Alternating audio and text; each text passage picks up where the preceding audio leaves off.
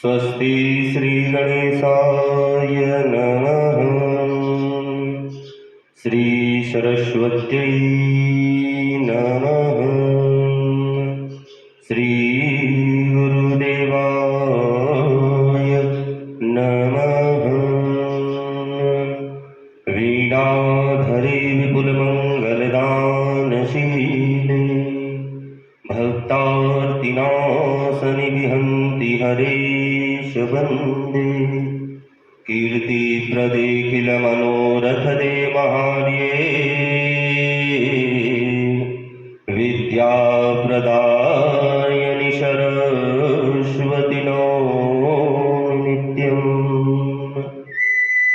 आइए परम मंगलमय, परम परात्पर, परम अखिलेश्वर भगवान श्री रामचंद्र की वाङ्मय प्रति स्वरूपा श्री रामचरितमानस के ज्ञान गंगा में गोता लगाने से पहले हम अपने मन और तन से भगवान श्री रामचंद्र जी को प्रणाम करते हैं तथा सभी देवी देवताओं को प्रणाम करते हैं।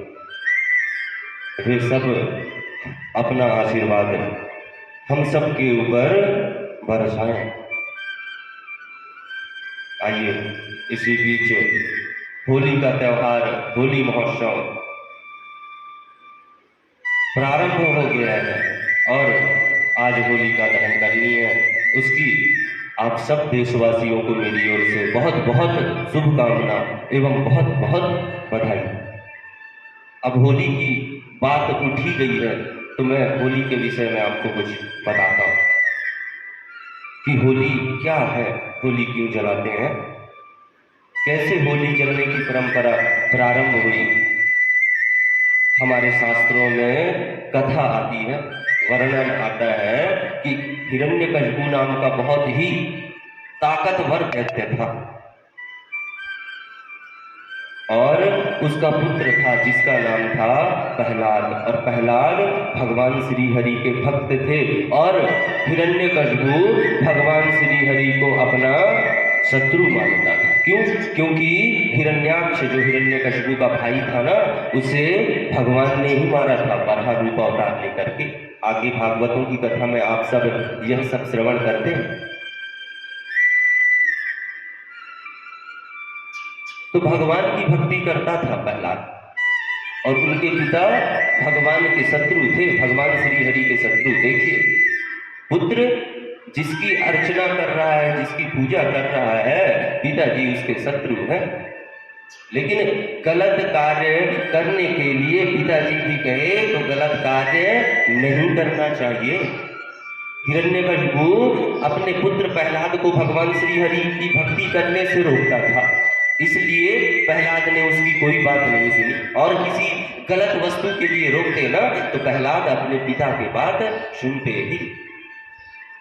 बड़े प्रयत्न किए हिरण्यकशिपु कि प्रहलाद भक्ति करना छोड़ दे, लेकिन प्रहलाद भक्ति करना नहीं छोड़ा।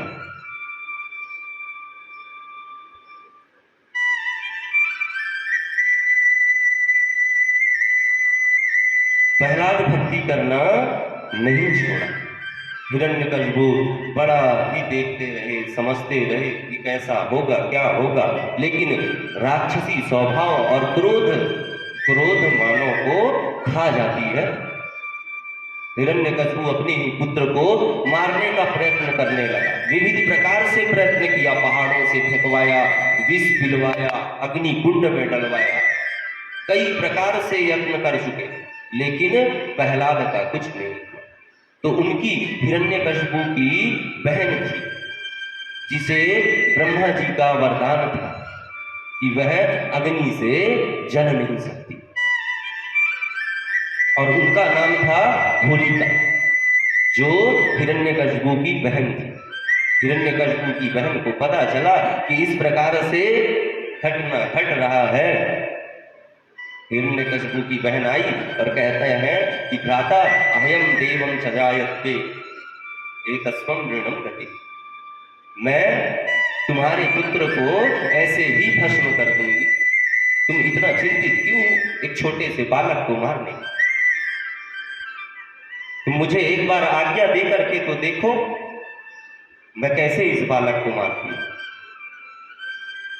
हिरण्यकशिपु तो हार चुका था बड़े बड़े प्रयत्न करके।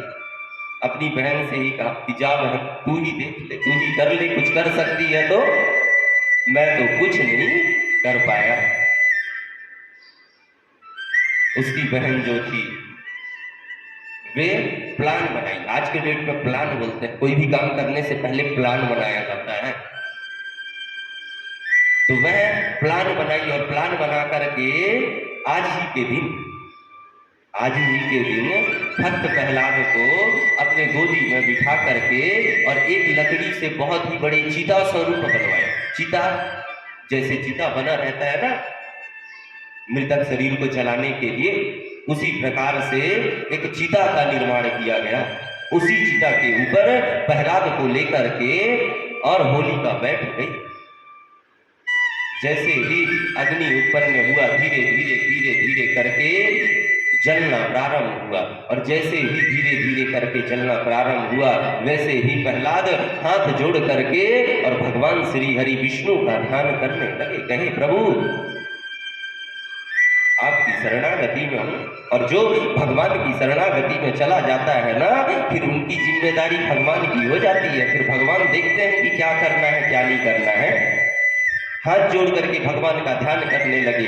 होलिका मन ही मन मुस्कुरा रही है कि आज तो ये जलेगा ही। लेकिन भगवान ने ऐसी लीला रची कि प्रहलाद का तो बाल बाका नहीं हुआ। छिद्रस्यम रोमतारु, कुछ नहीं जला, एक छिद्र तक नहीं, और होलिका पूरा जल करके नष्ट हो गई। इसीलिए यह होलिका का पावन पर्व मनाया जाता है कि भगवान के भक्त को कैसे भी मारने चली थी और खुद जो षड्यंत्र रची थी उसी षड्यंत्र में जल करके भस्म हो गई। इसी प्रकार यह होलिका हमें संदेश देता है कि जो भगवान की भक्ति करते हैं, जो भगवान का उपासन करते हैं, उसे भगवान की भक्ति करने से, भगवान की उपासन करने से रोकना नहीं चाहिए। उसे भगवान की भक्ति करने देना चाहिए, उपासन करने देना चाहिए। अगर आप सहयोग नहीं कर पा रहे तो रोकिए भी मत। अगर रोकते हैं तो होलिका की तरह तुम्हारे भी नष्ट होना निश्चित है।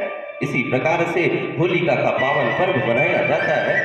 और आप सबको मेरी ओर से होलिका की बहुत बहुत शुभ बधाई। और अपने अंदर के बुरे कर्मों को जैसे होलिका जलती है ना, वैसे ही कर्मों को जलाओ और अच्छे विचार अपने मन में लाओ, अच्छा हृदय बनाओ और सभी से प्रीति करो, सभी से प्रेम करो, तभी कल्याण हो सकता है, अन्यथा कल्याण होने वाला नहीं है।